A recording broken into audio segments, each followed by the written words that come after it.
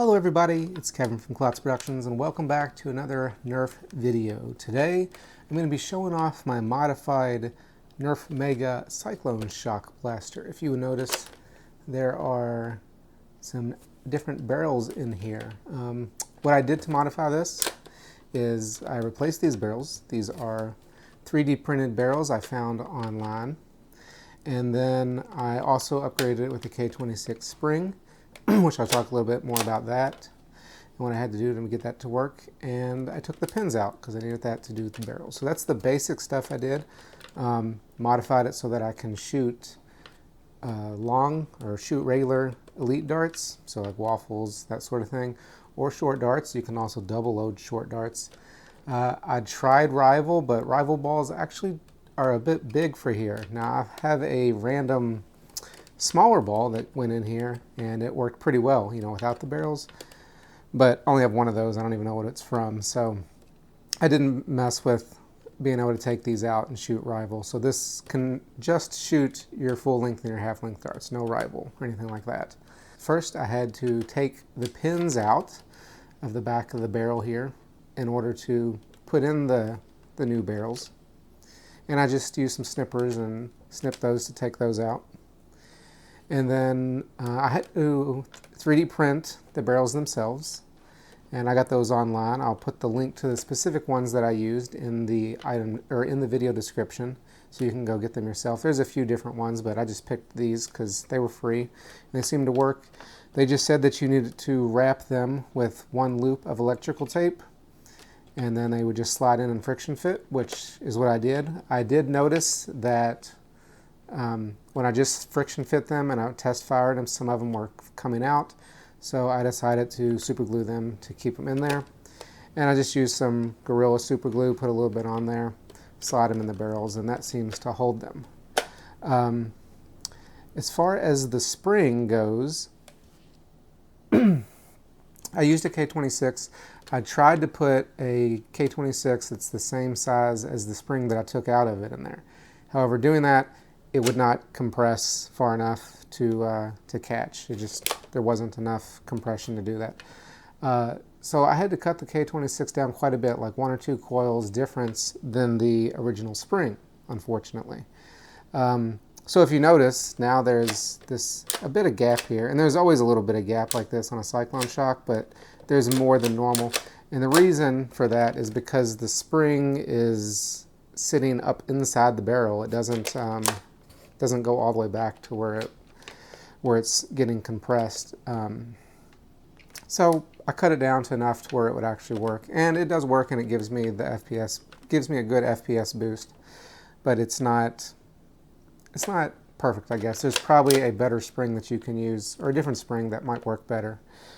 But this is the one that I used, so this is where we are.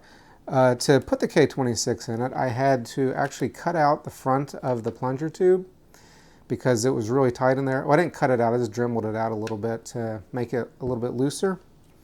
And I was kind of worried that I'd go through too far and drill a hole through the plunger tube, but that didn't happen, fortunately. Or the rod, not the tube, the head of the rod. So I just had to be careful about doing that. And then I forced the spring in there. And then I also had to cut out the back of the shell. There were a couple spots where the spring would normally sit, but since this spring, the K26 is a little bit bigger, it wouldn't sit down into the little groove, I guess, the little spot for it. So I just had to cut out a couple pieces inside the shell there on both sides, and then that allowed the spring to sit in there fine.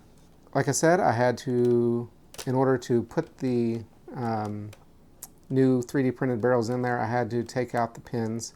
Well, I didn't really have to, I don't think, but they had been way too tight with the pins in there because the pins are too big for the darts, because they're made for mega darts. But if you wanted to use short darts, which I did, then you'd have to take the pins out anyway. So I just used some snippers and snipped those away. I did also upgrade the catch spring on this, so I had to take it apart, put spring in there. Find a spring that worked. I think I ended up doubling it up. I used the spring that was already in there and then a little bit a stronger one. Doubled it up, put it inside there to help it catch. I don't know if it would have catched without it. I don't know if it would have caught without it, but other people have said that it does need the added spring in order to catch when you're upgrading a spring. So I went ahead and did that just to be sure. So I'm sure you're wondering what sort of performance did I get with these upgrades. Well, I tested it with waffle darts, I tested it with some X-Shot darts, and then some Ruby short darts. So with the waffle head darts, the green Adventure Force darts, I had a low of 94, a high of 109, and an average of 102. No, wait, a high of 111, an average of 102. Those are heavier, so they're not going to shoot as hard. And also, those are just, I used some darts that I had run through a bunch of times. I've used a bunch of times, so they're not new and fresh. They're probably not the best darts to be using, but that's what I used for testing. I used X-Shot darts, the new ones that they have that are like Accu darts or whatever. Their new version of the darts, I don't know what they're called. But those were basically new. I've only used those a couple times. It's basically fresh bag, and so they fit into the barrel really tight and really well. And you could tell with the performance there was a big difference. They're also a lot lighter. With those, I had a high of 126, a low of 102, and an average of 118. Then I used some Ruby darts. Again, the Ruby darts are darts that I had. They're not new, fresh darts. They're ones that I've been using for a while. So keep that in mind. But for just one Ruby dart, the short darts, I had a low of 109, a high of 130, and an average of 120. And then I also went and double loaded the Ruby darts and shot those, shotgun blasted those. And I had a low of 74, or no, I had a low of 66. I had a high of 96 and then an average of 79. So that's pretty much it. That was my modifications for this. I may go ahead and paint this later on. We'll see. I may try to find a different spring other than the K26 just because of the fact that it goes so far in there. But I did get a performance boost, which I liked.